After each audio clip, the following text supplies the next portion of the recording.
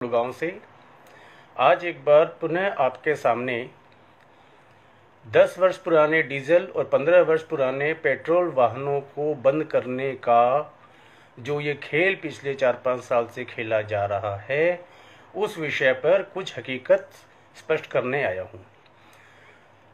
Motor वाहन अधिनियम 1988 central motor vehicle act amended in 2019 के section 41 sub section 7 and section 59 के मुताबिक 10 वर्ष पुराने डीजल या 15 वर्ष पुराने पेट्रोल के वाहनों पर किसी भी तरह की कोई भी पाबंदी नहीं है। मोटर वाहन अधिनियम में डीजल हो या पेट्रोल हो, प्राइवेट व्हीकल्स की लाइफ 15 साल की है। जो रजिस्ट्रेशन सर्टिफिकेट आज जारी किए जा रहे हैं उनमें भी ये लाइफ 15 साल की है। उसके बाद 5-5 वर्षों के लिए उसका रिन्यूअल अलाउड है। 2019 में केंद्र सरकार एवं प्रदेश सरकारों ने मोटर व्हीकल रूल्स में अमेंडमेंट करके उनकी नई फीस भी निर्धारित की थी। जो ये बहाना कर रहे हैं कि एनजीटी ने बंद किए हैं, ये सरासर गुमराह करने का काम कर रहे हैं। एनजीटी ने 2015 में वो वाहन बंद किए थे जिन्हों का निर्माण 1999 तक में हो चुका था। सन 2000 से यूरो नॉर्म्स वाहन शुरू हुए थे और यूरो नॉर्म्स वाहन के ऊपर सुप्रीम कोर्ट और भारत सरकार के ही जो कानून हैं उनके मुताबिक किसी भी तरह की कोई पाबंदी नहीं है। सुप्रीम कोर्ट ने ये बात कई बार स्पष्ट कर दी है कि यूरो नॉर्म्स वाहन उसी तरह से चलेंगे जैसा कि मोटर वाहन अधिनियम में प्रावधान है और मोटर वाहन अधिनियम में इनों की लाइफ 15 साल की है। 15 साल के बाद 5-5 साल का रिन्यूअल भी अलाउड है। मोटर वाहन अधिनियम में प्राइवेट व्हीकल्स और डीजल व्हीकल, प्राइवेट और कमर्शियल व्हीकल के ऊपर कैटेगरी बनाई गई है।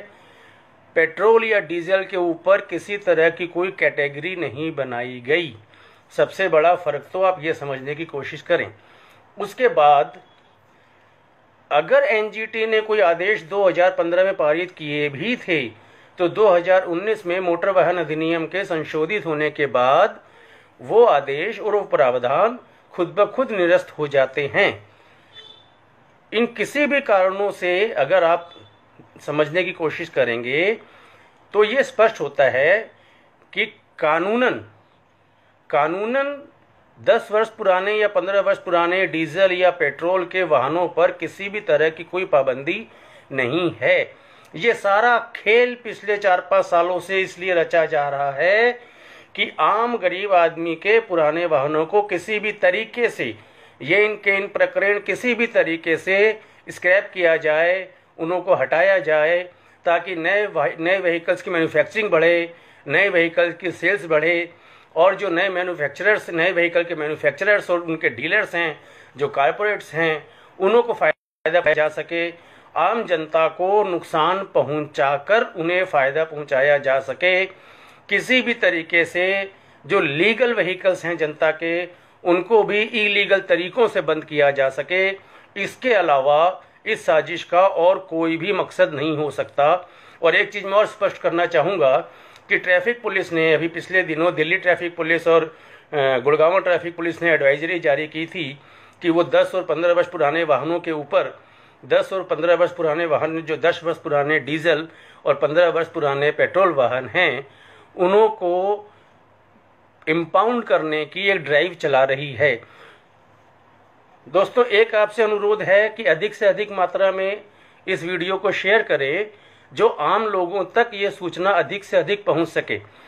मैं फिर स्पष्ट करना चाहूँगा, ट्रैफिक पुलिस के ऐसे कई मामले आए हैं जिसमें उन्होंने व्हीकल इम्पाउंड तो किए हैं, लेकिन चालान बुक में व्हीकल इम्पाउंड करने का जो कारण है वो 10 वर्ष पुराने डीजल हो गए व्हीकल है इसलिए इम्पाउंड किए हैं, या 15 वर्ष पुराने पेट्रोल व्हीकल हो गए हैं इसलिए इम्पाउंड किए हैं।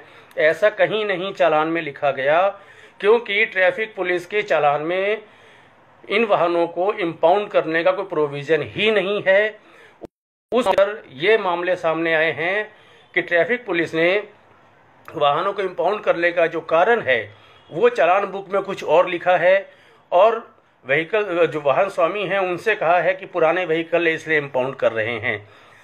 इस वीडियो को और इस सूचना को अधिक से अधिक मात्रा में शेयर करें, जनता तक ये आवाज़ पहुँचे कि central motor vehicle act 1988 section 41 and section 59 and central motor vehicle act amended in 2019 section 41 section 59 के तहत 10 वर्ष पुराने या 15 वर्ष पुराने डीजल या पेट्रोल के किसी वाहनों पर किसी तरह की कोई पाबंदी नहीं है।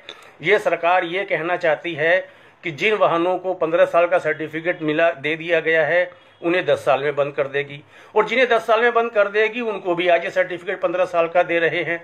अर्थात पब्लिक से 15 वर्ष के पैसे लिए जा रहे हैं और उनके वाहन 10 वर्ष में स्क्रैप करने की साजिश चलाई जा रही है। सीधा 33% का व्हीकल की कॉस्ट का नेट बेनिफिट मैन्युफैक्चरर और डीलर्स को दिया जा रहा है।